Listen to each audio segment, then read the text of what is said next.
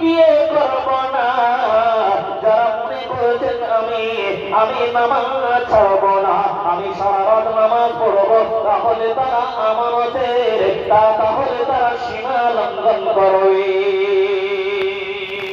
কথা ঠিক না বেশি বলুন? হে বাচ্চান, আপনাকে দুঃখ দিতে আসেনি। আপনি যদি মনে করেন আমি সারা রাত নামাজ পড়বো, স্ত্রীর হক আদায় করবেন।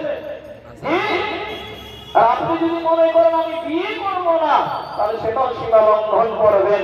আল্লাহ তাবারক তাআলা বলছেন, ইন্নাল্লাহা লা ইউহিব্বুল মু'তাদিন, নিশ্চয়ই আল্লাহ সীমা লঙ্ঘনকারীদেরকে ভালোবাসেন না।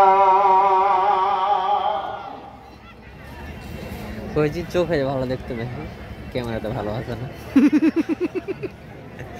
মা বোন পিছনে অনেক জাম লেগে গেছে, মা বোন সামনে অনেক খালি আছে, আপনারা একটু সামনের দিকে বসুন। মা বোনদের কি বসতে দিন, তাহলে মা বোনরা সিটের মধ্যে বসে থাকবে। আল্লাহর ওয়াস্তে মা বোন একটু উঠে উঠে আপনারা সামনে বসুন, আল্লাহর ওয়াস্তে, আল্লাহর ওয়াস্তে বসুন। এরা দাঁড়িয়ে আছে, এইদিকে অনেক জায়গা খালি আছে। আপনাদেরকে একটু বলি, আপনাদের কি বিরক্ত বোধ লাগছে? চালাবো না ছেড়ে দিব? কথা বলুন, কারা কারা কাছে করে দেখান তো দেখি। নাই তাকবীর, নাই তাকবীর, মাশাআল্লাহ।